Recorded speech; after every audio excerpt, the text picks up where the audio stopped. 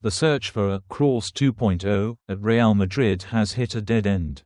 Not because of a lack of options, but because the standards being set are almost impossible to meet. The club's board has made it clear. They will only spend on a deep-lying playmaker if he fits exactly what Xabi Alonso demands. That is, a Ballon d'Or winner, someone even Pep Guardiola would struggle to replace in crucial matches. And while Rodri fits that description perfectly, he's not for sale, and even if he were, the rumored fee could reach €115 million for a player already 29 years old. For a club like Real Madrid, which once let Casemiro go at age 30 for financial reasons, that's just not a smart deal. But then comes the bigger problem. If not Rodri, then who? A long list of midfielders once thought to be Kroos-like has been dismissed one after another. Angelo Stiller, a former Xabi Alonso pupil at Leverkusen, with his calm style, accurate distribution, and steady tempo, was deemed not good enough for the Bernabeu. Granit Xhaka, experienced and visionary, who just had a phenomenal season in the Bundesliga, was also rejected. He didn't meet the elite threshold Real Madrid demands for its midfield.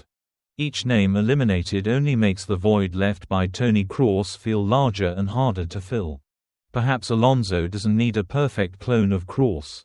Not someone who can hit magical long balls or dictate tempo at the highest level. Maybe all he needs is someone to deal the cards cleanly, control the rhythm, prevent the midfield from collapsing under pressing pressure. But even that seems like a luxury right now, with the transfer market offering no reliable solution. Xabi Alonso is forced to go against his original plan. He's keeping Dani Ceballos, despite Ceballos publicly expressing his desire to leave for more playing time. Though Ceballos had no role in Ancelotti's plans. Alonso understands, he simply has no other option. No one else in the squad, not even Camavinga or Valverde, fits the mold of a true tempo controller. Yes, they're excellent at breaking lines, driving forward, pressing high, or even playing with physicality. But what Real Madrid lacks is someone who knows how to slow the game down. Something Kroos did to perfection alongside Modric for over a decade. And when you can't buy someone new, you're stuck holding on to someone old. Not out of passion, but out of necessity. Xabi Alonso now feels like a man abandoned in the very rebuild he was promised full control over. No Rodri. No Kroos. No midfielder quiet and smart enough to keep the system from spiraling into chaos. And so, Alonso is left to improvise with a Dani Ceballos who doesn't want to be there. Patching new holes with old pieces in a project he knows is inherently unbalanced. Why won't Real Madrid spend? The truth is, they have spent. They brought in Trent Alexander-Arnold, a major signing at right back. Álvaro Carreras was signed permanently after his loan spell from Manchester United. Dean Hewson, one of the most promising young centre-backs in Italy, also arrived. But let's be honest. These are side projects. Nice to have, but not transformative. And most importantly, none of them solves Real's biggest issues in midfield or attack. Real Madrid needs more, especially after a trophyless season and in the midst of a massive transition, both in coaching leadership and in the team's core identity. Money is not the problem. Revenue from the newly renovated Bernabeu is flowing in steadily. From concerts, shows, sporting events, plus FIFA Club World Cup prize money just around the corner. If needed, they could easily sell Rodrigo for over €100 million. Several clubs have already shown interest. And over the past few summers, Real has spent very conservatively. Outside of Jude Bellingham, there hasn't been a single true blockbuster deal. Clean finances, stable wage structure, brand valuation at an all-time high. In short, Real Madrid could easily unleash €200 minus €300 million this summer, without violating financial fair play.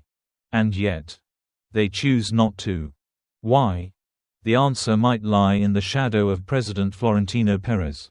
Throughout his era, Perez has been a master at stress testing his managers. He puts them in difficult situations to see if they have the temperament and resilience to earn major investment. And now it's Xabi Alonso's turn. Xabi Alonso, alone amidst pre-written fates.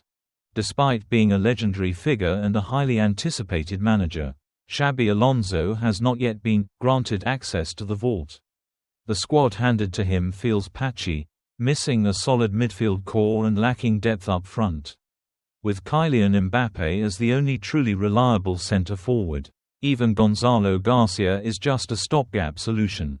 It seems Real Madrid is waiting to see how Alonso copes with adversity. If he passes this first test, winning a title and stabilizing the squad, then the summer transfer window of 2026 will be the time when the complete version of Xabi Alonso is finally backed with real resources. Until then, he must manage on his own. Defense, not much better. Real Madrid's backline is another reason for concern. Last season, they got by thanks to miraculous saves from Thibaut Courtois or Lunin, depending on the time, and the unexpected resilience of Nacho, who has now left. From the moment Alonso's reign began, cracks in the defense became evident. David Alaba is still recovering from a serious knee injury with no return date set. Antonio Rudiger is showing signs of inconsistency, not the iron wall he once was. His one-on-one defending lacks sharpness, and his positioning has looked shaky. Eder Militao has just returned from an ACL injury, a type of injury that always leaves lingering doubts over long-term form. And when knee injuries meet inconsistency, it's a recipe for uncertainty. Dean Huijsen is a rare bright spot in the summer window. But despite his high potential, he's only 20 and just completed his first full season as a regular at Bournemouth in the Premier League. 32 matches, 3 goals, 2 assists, encouraging numbers. But merely serviceable, compared to the crushing pressure Real Madrid places on anyone who wears the white shirt. For a manager like Xabi Alonso, who thrives on control and game management, a strong defense is not just about stopping attacks. It's about build-up play, launching attacks from the back. Huijsen may have those traits, but he lacks experience and elite-level exposure in European football. The reality? Real Madrid currently lacks a top-tier centre-back who is fit, reliable, and consistent enough to anchor the entire system. Each defender has a flaw. Some are injury-prone, Militao, Alaba. Some have dipped in form, Rudiger. Some are too raw, Huijsen, Carreras. Yet Alonso's favored 3-4-2-1 formation demands a lot from the back three: speed, composure, and strong distribution. While the midfield still searches for new cross, the backline grows ever more fragile. If Real Madrid falters in the opening match days, no one will care about Alonso's lack of personnel. All they'll see is a leaky defense. And Real has decided, no more centre-backs will be signed. Even after Alonso repeatedly requested a new elite defender following defensive issues during the FIFA Club World Cup. The answer was no. Once again, Alonso is left alone to solve a critical issue. Vinicius versus Mbappé, decision already made. All the Mbappé-Vinicius drama, already settled. What remains is a solitary Xabi Alonso navigating the chaos at Real Madrid. Alone not due to lack of authority, but because he is caught in a political and media storm, where many things were preordained. One of the biggest questions. Who will be the face of this new era, Vinicius Jr. or Kylian Mbappé? The answer was decided long before Alonso even arrived at Valdebebas. Real didn't need to ask who fits better tactically, who presses better, or who is more efficient. They just needed to know, who sells more shirts, who appears more on global billboards, who has stronger commercial potential. That person is Mbappé. The number 10 shirt, once rumored to be reserved for Arda Güler as part of a symbolic succession after Luka Modric, was handed to Mbappé in a heartbeat. Vinicius Jr., previously the attacking talisman after Benzema, is now told to improve his form within a year before any contract talks.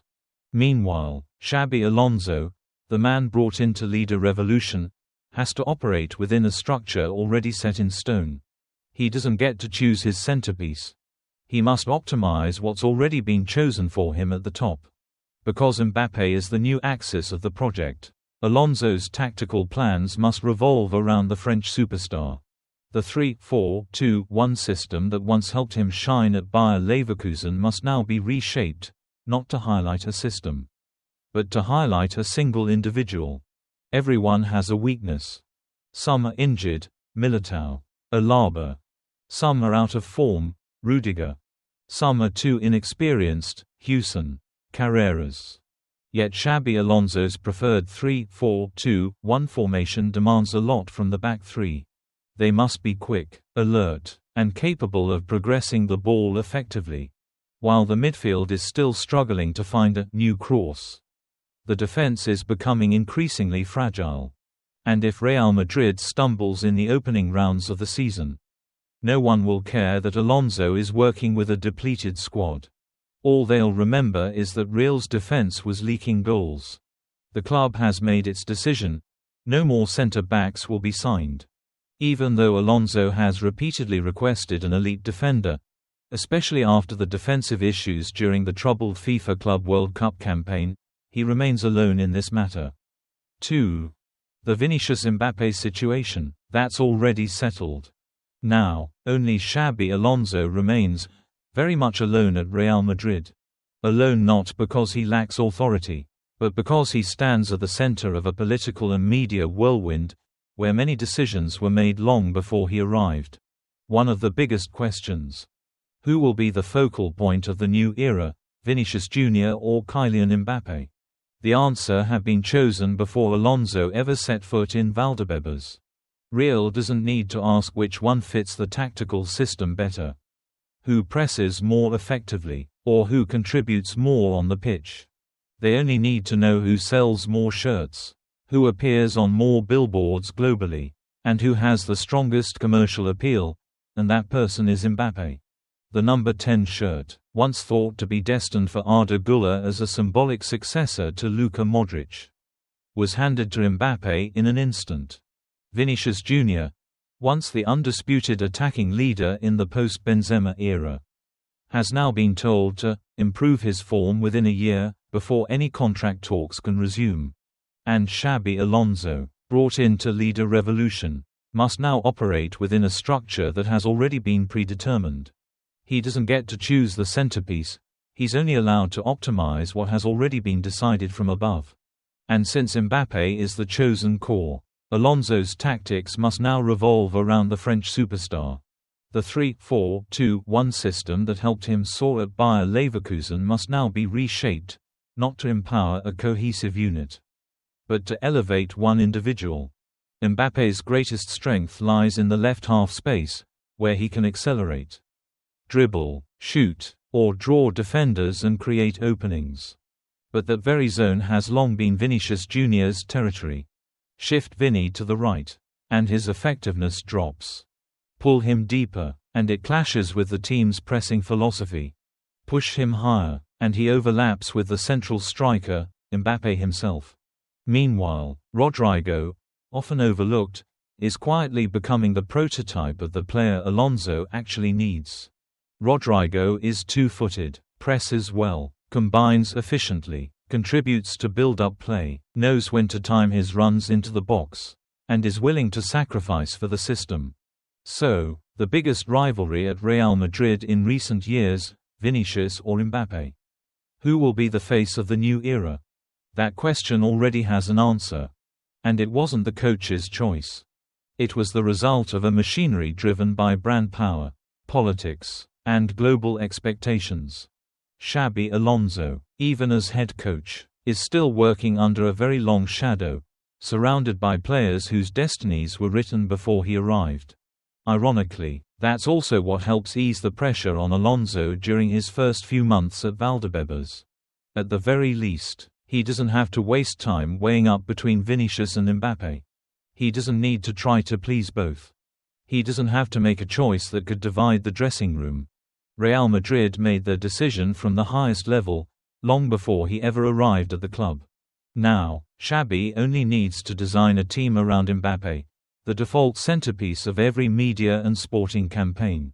In a suffocating summer where everything feels unsettled, from tactical overhauls to the giant shadow of Ancelotti, to a depleted squad, and expectations that border on the impossible, having a default spearhead is, ironically, the one thing that makes Alonso's job slightly easier. Yes, he's alone. But at least, it's less of a mess.